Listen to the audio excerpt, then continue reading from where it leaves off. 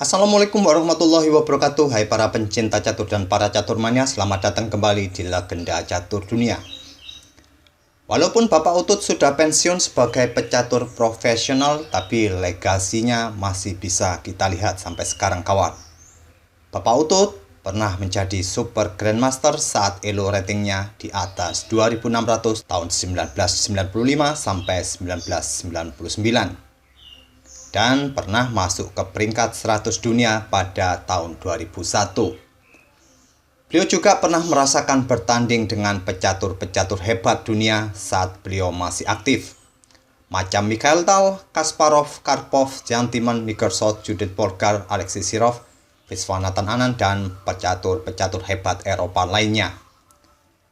Admin sudah beberapa kali kawan mengulas permainan Bapak Utut saat melawan pecatur-pecatur hebat Eropa.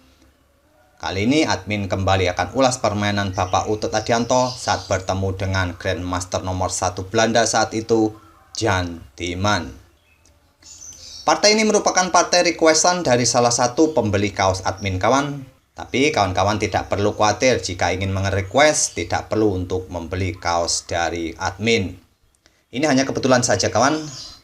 Dan partai yang admin pilih saat melawan Jan Timman ini saat beliau atau Bapak Utut mengikuti turnamen di Biel, Swiss tahun 1995. Pada turnamen ini format yang dipakai adalah round robin dan Bapak Utut menjadi juara ketiga di bawah Alexei Sirov.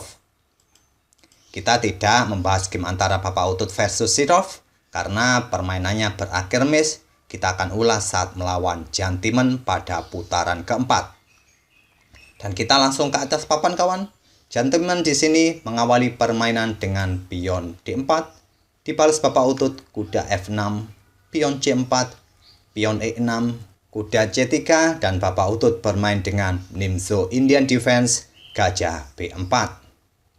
Lagi-lagi kawan, biasanya sampai langkah kelima saya akan tunjukkan langkah-langkah yang umum terjadi dalam tahap-tahap pembukaan setiap videonya. Di sini langkah menteri ke petak C2 ke petak B3 atau langkah menteri ke petak D3 juga bisa jadi pilihan bagi putih untuk merespon langkah gajah ini. Atau bermain dengan gajah di D2 atau gajah ke petak G5 atau bisa memainkan langkah pion E3. Juga bisa memainkan pion A3 langsung untuk mengusir gajah ini. Bisa juga putih memainkan pion F3 atau langkah kuda F3. Di sini Jan Timman memilih pion E3 dengan variasi Rubinstein. Juga pada posisi ini langkah yang bisa dilanjutkan oleh hitam adalah bisa langsung melakukan rokade pendek, memainkan kuda C6 atau pion C5, atau bermain dengan pion D5 bisa jadi pilihan bagi hitam. Bapak Utut memilih langkah pion C5. Dan juga di langkah berikutnya bagi putih bisa melanjutkan pengembangan kuda F3 atau ke E2 atau gajah ke petak D3 atau menteri ke petak C2 bisa jadi pilihan utama bagi putih. Jan Timman memilih melanjutkan pengembangan gajah D3 dan sekarang kuda C6. Langkah rokade pendek bagi hitam juga bisa jadi pilihan kawan. Selanjutnya putih melanjutkan pengembangan kuda ke E3. Ini bermaksud jika hitam melanjutkan langkah gajah pukul kuda akan dipukul balik oleh kuda putih ini. Dan sekarang pion D5. Lanjut Bapak Utut kembali memberikan tekanan atau menantang pion pusat putih. Tantangan diterima, pion C pukul pion D5 dipukul balik menggunakan pion E. Selanjutnya pion A3 lanjut Timman mengancam gajah. Bapak Utut tidak memindahkan gajahnya, dia melanjutkan langkah pion C pukul pion D4. Sama-sama memberikan ancaman bagi perwira masing-masing. Di sini Jan Timman melanjutkan pion E pukul pion D4 dan gajah ditarik mundur ke E7 oleh Bapak Utut. Di langkah ke-10 ini kawan, kedua pemain memutuskan rokade pendek dan Jan Timman memainkan pion F3. Langkah pion F3 ini langkah tanda tanya kawan. Memang terlihat tujuannya untuk mengontrol petak G4 agar kuda ataupun gajah hitam ini tidak bisa menduduki petak ini. Tapi di sisi yang lain, langkah pion F3 ini menciptakan petak lemah E3. Jika kawan-kawan pada posisi seperti ini tadi, kawan-kawan bisa memainkan pion H3. Ini adalah langkah alternatif terbaik untuk mengontrol peta G4 ini. Gentleman pada posisi seperti ini tadi memilih memainkan pion F3. Dan Bapak Utut melanjutkan dengan langkah kuda F mundur ke E8. Langkah kuda ini mungkin persiapan untuk bermanuver atau membuka diagonal peta terang bagi gajahnya untuk mengontrol peta-peta gelap ini. Gentleman melanjutkan pengembangan gajah ke E3. Kuda hitam ke C7. Beteng putih digeser ke C1 menempati lajur C yang sudah terbuka. Dan Bapak Utut menggeser beteng F ke E8 juga menempati lajur yang terbuka yaitu lajur E. Tentu di sini di langkah berikutnya kawan, Bapak Utut menyiapkan serangan bagi gajah di peta E3 ini. Tapi sayangnya kawan, persiapan Bapak Utut menyerang gajah di peta E3 ini tidak dihiraukan oleh Gentleman. Dia melangkah kuda A4. Dan tentu saja langsung direspon oleh Bapak Utut dengan langkah pengorbanan sementara gajah pukul pion A3. Tujuannya jelas, membuka jalur bagi beteng menyerang gajah di peta E3. Direspon oleh Gentleman juga memberikan langkah pengorbanan gajah pukul pion H7 skak. Raja pukul gajah, menteri D3 skak. Ditutup oleh pion G6. Posisi menteri sekarang menjaga gajah di peta E3 ini dari ancaman beteng. Dan Gentleman memukul gajah gelap di peta A3 dengan menteri. Dan menteri hitam bergeser ke E7 melanjutkan tekanan bagi kedua perwira putih di lajur ini. Di backup oleh raja di F2, menteri hitam ke H4 skak. Raja kembali mundur ke G1, sekarang langkah kuda ke B5 mengancam menteri. Menteri bergeser ke D3, menteri hitam kembali mundur ke E7, kembali memberikan tekanan bagi kedua perwira putih ini. Dan Gentleman melanjutkan dengan langkah kuda E ke peta C3 untuk menantang pertukaran kuda di posisi ini. Jika di sini hitam melanjutkan langkah pertukaran kuda terlebih dahulu berharap nanti bisa pukul gajah di peta E3 ini, langkah ini sia-sia kawan karena nanti pasti setelah kuda hitam pukul kuda putih ini pasti akan dipukul balik oleh beteng. Jadi beteng dan menteri saling memperkuat posisi gajahnya di peta E3. Oleh karena itu Bapak Utut tidak memutuskan pertukaran kuda. Memilih langkah gajah ke F5 menyerang menteri.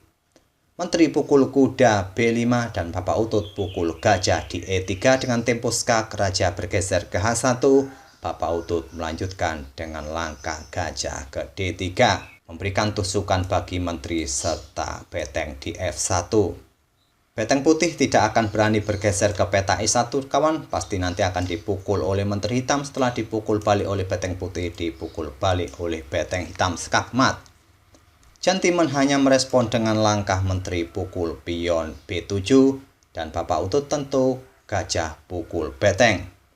Sebelum pukul balik gajah hitam ini, Gentleman pukul pion F7 skak. Raja ke H6 barulah sekarang beteng pukul gajah.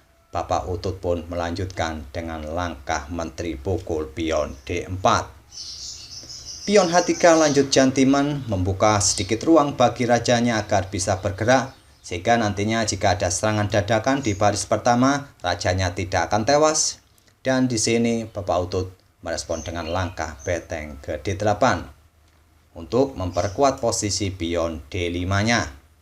Beteng putih digeser ke D1 menyerang menteri. Menteri ke H4 mempersiapkan jebakan bagi menteri putih di langkah berikutnya dengan memainkan beteng ke peta E7 dan menteri pun akan terjebak nantinya. Direspon dengan langkah melarikan diri ke peta B7 mengancam kuda. Di sini kawan, hitam juga mempunyai pilihan untuk bermain dengan beteng ke peta E1 untuk mengadu dengan beteng putih, sehingga nantinya komposisi bidak di atas papan menjadi sederhana. Dan tetap hitam akan tetap diunggulkan, tapi di sini Bapak Utut memilih langkah kuda ke E5. Menteri putih pukul pion A7, Bapak Utut melanjutkan langkah pengorbanan kuda pukul pion F3. Jika pengorbanan ini tidak diterima kawan, hitam akan melanjutkan langkah beteng ke peta E1 skak. setelah dipukul oleh Beteng dan akan dipukul balik oleh Menteri Hitam Skak Mat. Memaksa pion G pukul kuda hitam, Bapak Utut melanjutkan Menteri pukul pion Skak. Raja ke G1, Menteri ke G3 Skak, Raja ke F1, dan sekarang pion D4. Ini untuk mengusir kuda yang menjaga peta E2. Selanjutnya Menteri akan pukul pion dan akan disusul dengan Beteng bergeser ke peta E2 dan akan memberikan ancaman Skak Mat. Diantisipasi dengan langkah kuda ke E4 untuk memblokade jalan bagi Beteng nantinya ke peta E2. Tapi setelah Beteng pukul kuda ini kawan, Jantimen menyerah di langkah ke-34. Pada posisi ini, apabila Beteng mencoba naik ke peta D3 untuk membackup pionnya kawan, Beteng hitam tinggal bergeser ke peta E1 Skak Mat. Jika pion pukul Beteng ini kawan, maka selanjutnya Beteng yang ada di belakang bergeser ke F8 Skak, Raja ke E2, dan Skak Mat. Jadi pada posisi seperti ini tadi kawan, mungkin langkah yang logis agar permainan sedikit panjang, putih bisa memainkan menterinya ke F7 membackup pionnya. Selanjutnya, hitam akan bermain dengan Beteng bergeser ke H4, Raja ke E2, pion D3 Skak, Raja ke D2, Menteri ke H2 Skak, Raja ke C3, dan Menteri ke C2 Skak Mat. Itulah kawan dua variasi yang mungkin terjadi apabila permainan tetap dilanjutkan pada posisi seperti ini tadi. Dan di posisi seperti ini, Jantimen pun menyerah di langkah ke-34. Dan perlu diketahui kawan, Bapak Utut Adianto ini bertemu sebanyak 4 kali dengan Jantimen di turnamen resmi. Dengan keunggulan Bapak Utut 2 kali menang, 1 kali remis, dan 1 kali kalah. Semoga permainan Bapak Utut tadi bisa menghibur kawan-kawan semua dan kita akan bertemu di video-video berikutnya. Terima kasih. Wassalamualaikum warahmatullahi wabarakatuh.